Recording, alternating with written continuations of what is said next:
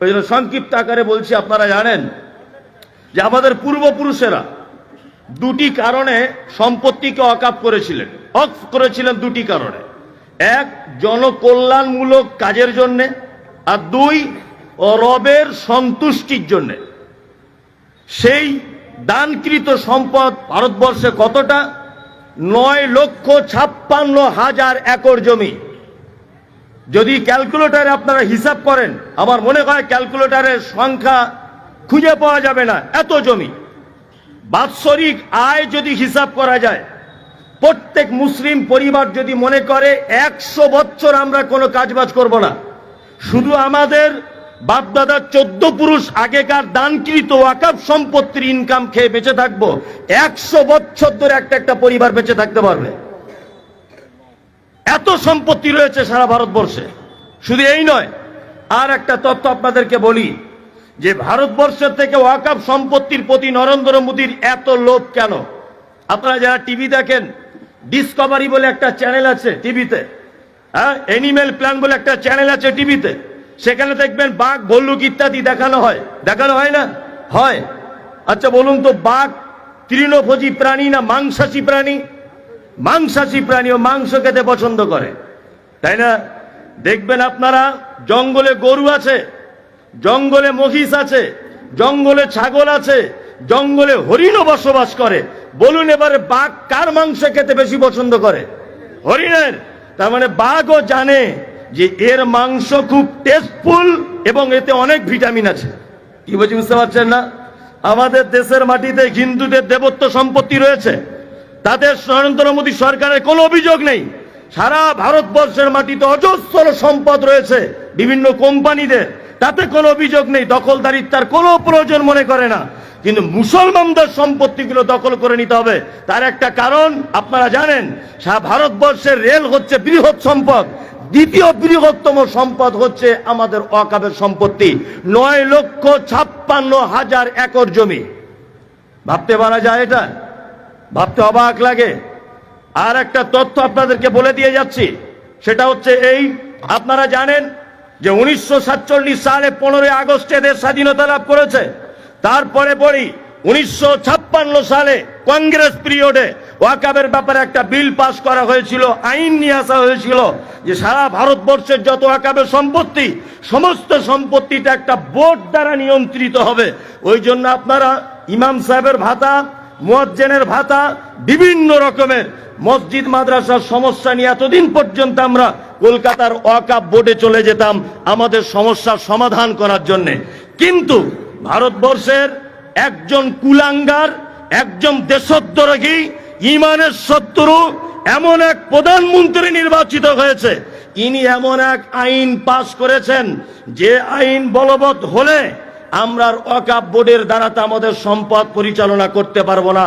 তখন আপনার কবরস্থানে আপনার আব্বা মারা গেলে ডিএম এর কাছ থেকে, অর্থাৎ ডিস্ট্রিক্ট ম্যাজিস্ট্রেটের কাছে সই করে আনতে হবে কবরটা কোথায় দিতে হবে। আপনার মসজিদের ইমাম সাহেব আব্দুল গফফার আপনারা নির্বাচিত করতে পারবেন না, পারবে কে? ডিএম এর কাছে যেতে হবে, অমিত শাহর কাছে যেতে হবে সই করতে। আপনার ঈদগাহ ইমামতি যে কেউ করতে পারবে না, ডিএম এর কাছ থেকে পারমিশন নিয়ে তবে ঈদগাহ ইমামতি করতে পারবেন। সমস্ত রকমের সমস্যার জন্য ওয়াকফ বোর্ডে গিয়ে যে সমস্যাগুলি আমরা পূর্ণ করে দিতাম, সেগুলো আর আমাদের ওয়াকফ বোর্ডের মাধ্যমে পরিচালিত হবে না, তখন বিভিন্ন সরকারি আধিকারিকদের হাতে চলে যাবে।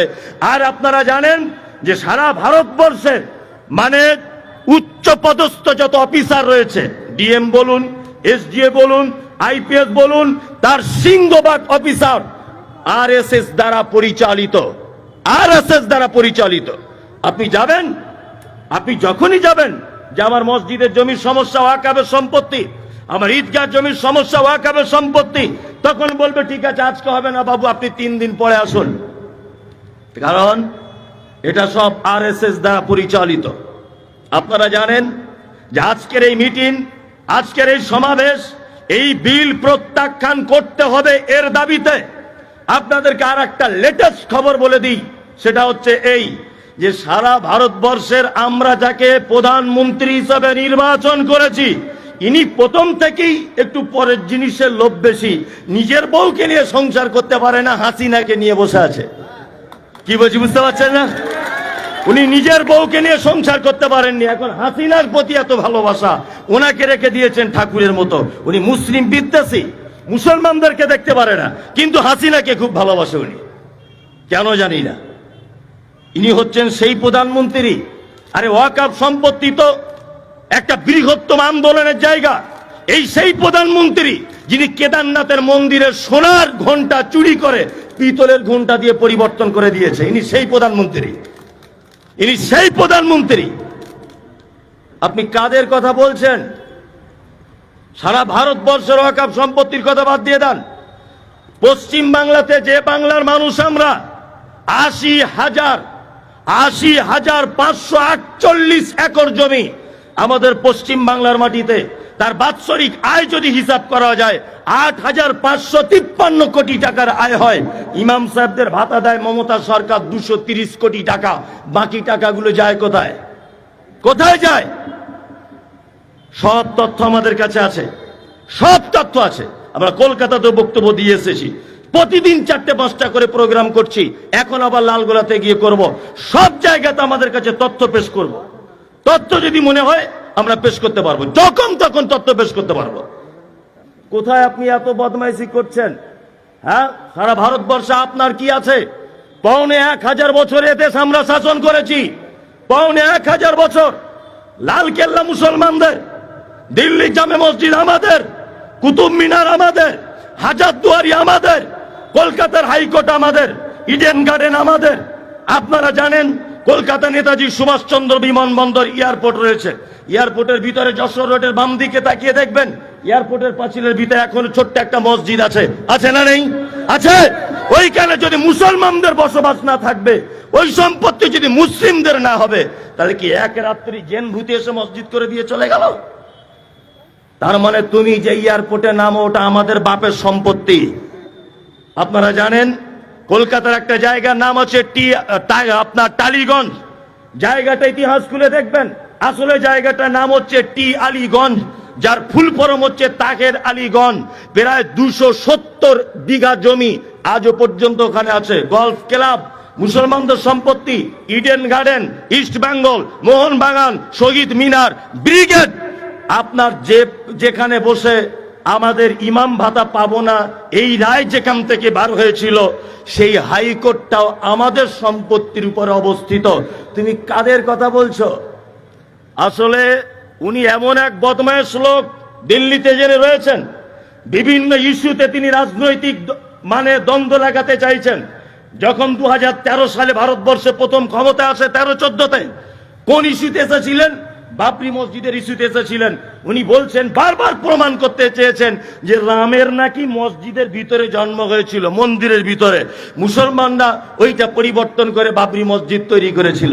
তাহলে রামের জন্ম হয়েছিল কোথায়? মন্দিরের ভিতরে। এখানে যদি কোনো হিন্দু ভাই থাকেন, আপনার কাছে এটা আমার জানতে ইচ্ছা করছে, আপনি বলুন। হিন্দু, মুসলিম, জৈন, খ্রিস্টান, প্রতিটা ধর্মাবলম্বী মানুষের তাদের ধর্মের স্থান হচ্ছে বড় পবিত্র। পবিত্র কি পবিত্র নয়? কাঠপুরের কোন মেয়ের যদি পেটে বাচ্চা থাকে, ও বাচ্চা ডেলিভারির জন্য মসজিদে যাবে? জীবনেও যাবে? বাচ্চা জন্ম দিতে গেলে তাকে উলঙ্গ হতে হবে, তার লজ্জাস্থান থেকে রক্ত খনন হবে। কোন হিন্দু ভাই তার মায়ের যদি পেটে বাচ্চা থাকে, তার মাকে যদি বলা হয় তুমি মন্দিরে যাও, জীবনে কোনোদিন মন্দিরে যাবে না, কারণ মন্দির তার ভাষা অনুযায়ী একটা পবিত্র জায়গা। আমার জানতে ইচ্ছা করছে যে রামের মায়ের যখন প্রস্রাব বেদনা শুরু হয়, দুনিয়ার কোন জায়গায় পাইনি মন্দিরের ভিতরে রামের মা ঢুকেছিল বাচ্চা জন্ম দিতে। আর কোন জায়গা খুঁজে পাইনি, কোন জায়গা খুঁজে পাইনি যে রামের মা বাচ্চা জন্ম দিতে। আর কোথাও খুঁজে পাইনি না ওই মন্দিরের ভিতরে ঢুকেছিল বাচ্চা জন্ম দিতে। ইতিহাস, মিথ্যা ইতিহাস, এটা মিথ্যা। রাম মন্দির নির্মাণ হয়ে গেল, রাজনীতি করা শেষ। এখন দেখছে কি নিয়ে রাজনীতি শুরু করব? একটা জিনিস, এনআরসি করে দাও। কিছুদিন আগে এনআরসি নিয়ে হয়েছে না? হ্যাঁ, এনআরসি সব শেষ কোটা, আর রাজনীতি করার কিছু নেই।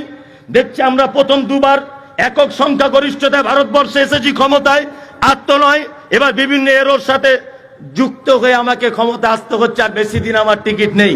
ওই জন্য আপনারা দেখতে পাচ্ছেন শেষ বেলাতে রাজনীতি করছে, আর কিছুই নেই। না এবার ওয়াকফ সম্পত্তির ব্যাপারে একটা বিল পাস করে দিই, এইটা নিয়ে এখন 2-6 মাস 8 মাস 1 বছর চলুক, রাজনীতি চলুক। শুনুন একটা কথা বলি, আপনি তো একজন চাওয়ালা প্রধানমন্ত্রী, আপনি একজন চা বিক্রেতা প্রধানমন্ত্রী। এর আগেও আমরা ফেরাউনের সঙ্গে লড়াই করে জাতি, আমরা নমরুদের সঙ্গে লড়াই করা জাতি, আমরা আবু জেহেল টিকতে পারেনি, আবুল আহাব টিকতে পারেনি। সারা পৃথিবীর ইতিহাসে ইমানদারদের সঙ্গে যারাই লড়াই করেছে একজনও বেঁচে থাকতে পারেনি, টিকতে পারেনি। তার জ্বলন্ত প্রমাণ 2024 সালে শেখ হাসিনাকে দিয়ে আমরা আপনাকে প্রমাণ করতে চাই।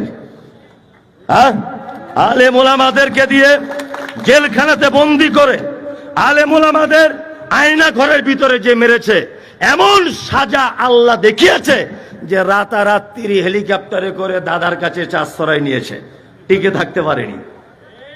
এইগুলো দেখেও নমরুদ, ফেরাউন, আরে এগুলো তো 1500-2000 বছর আগেকার ইতিহাস।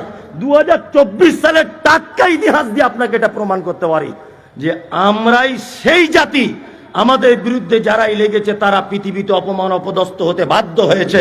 আল্লাহ কোরআনে বলেছেন, ফাতারাব্বাসু হাত্তা ইয়াতি আল্লাহু বিআমরিহি, অপেক্ষা করো জালেম আমার হুকুম, আমার আযাব আসা পর্যন্ত অপেক্ষা করো। আমরা আল্লাহর আযাবের অপেক্ষা করছি। আজানের সময় হয়ে গেছে, আমি আর 1 মিনিট একটা কথা বলি। অনেক কিছু বলবো বলে আমি তথ্য সংগ্রহ করেছিলাম, কিন্তু সময় আমাকে সাথ দেয়নি। তারপর আমি বলেছি, যেখানেই হোক, কোন দল নয়, কোন রং নয়, আমি মমতাজুল ইসলাম কি করি না করি ওটা দেখার দরকার নেই। এই রকম পরিবেশ হলে ঐক্যবদ্ধভাবে ইনশাল্লাহ আপনারা যেখানেই ডাকবেন আমি সেখানেই প্রস্তুত আছি। রাত 2টা হোক, 12টা হোক, যেখানেই ডাকবেন আমি সেখানেই গিয়ে বলিষ্ঠ কণ্ঠে অন্তত পক্ষে এই সত্য কথাগুলো জাতির সামনে উপস্থাপন করবো ইনশাল্লাহ, যে কোনো মূল্যে। শেষ আপনার কাছে একটা কথা বলে দিই, এই মুহূর্তে আমাদের জন্য সমস্ত কিছু বন্ধ হয়ে গেছে। আপনারা বুঝতে পারছেন, আরএসএস সব জায়গা দখল করেছে। কোন জায়গায় এই মুহূর্তে আমাদের আর দখল করার মতো ক্ষমতা নেই। অন্তত পক্ষে আমরা এতটুকু করব, যে সমস্ত জায়গাতে এই মিছিলগুলো হবে আমরা সেই জায়গাগুলো অ্যাটেন্ড করব। আরে তবুও তো আল্লাহর দরবারে এটা বলতে পারবো যে আল্লাহ, আমি দিনের জন্য অতটুকু টাইম কাকপুরের মোড়ে কাটিয়েছিলাম, এর জন্য হয়তো আপনি কিয়ামতের দিনে নাজাত পেয়ে যেতে পারেন, নাজাত পেয়ে যেতে পারেন আপনি। একটা কথা বলে দিই, শুনে রেখে দেন, সময় হয়ে গেছে, আমি আর তো এক্ষুনি আজান হবে। মানে আমার মনটা খারাপ হয়ে গেল যে আমি এমন এক টাইম উঠলাম, আমি এসেছি প্রায় 3:30টার সময়, সেই থেকে বসে আছি এখানে যে কিছু বলবো, আবার লালগুলাতে যাব। এটা কেমন হয়ে গেল? যাই হোক, ওমা তাশাউনা ইল্লা ইয়াশা আল্লাহ, মানুষের চাওয়া তো চাওয়া নয়। আমি এখানে কতক্ষণ বক্তব্য রাখবো এটা 1500 বছর 50,000 বছর আগে লিপিবদ্ধ করা আছে আমার, এর 1 মিনিট বেশি বলবো না। আপনাদের কাছে এটা বিনীত অনুরোধ, করজোড়ে অনুরোধ। দেখুন একটা কথা বলি, ময়দান ছেড়ে দিলে কিন্তু বিপর্যয় নেমে আসবে, মাথায় থাকে যেন এটা। আমরা ময়দান ছাড়বো না ইনশাল্লাহ, ইনশাল্লাহ। আগামী 26 এপ্রিলে কলকাতায় বিভিন্ন সংগঠনের মাধ্যমে একত্রিতভাবে ওইখানে প্রতিবাদ সভা ডাকা হয়েছে। ইনশাল্লাহ আমরা যাবো, ইনশাল্লাহ, ইনশাল্লাহ। লিল্লাহি তাকবীর, লিল্লাহি তাকবীর। সকলেই ইনশাল্লাহ আমরা কলকাতার রাজপথ অবরুদ্ধ করে দিব, প্রয়োজনে কাফনের কাপড় বেঁধে নিয়ে দিল্লির পার্লামেন্ট পর্যন্ত ঘেরাও করবে ইনশাল্লাহ। কোন রকমের ভয় পাবার কিছু নেই, ভয় পাবেন না। লা তাহজান ইন্নাল্লাহা মা'ানা, আল্লাহ আমাদের সাথে আছেন। যাই হোক, এখানেই আমি শেষ। আসসালামু আলাইকুম ওয়া রাহমাতুল্লাহ।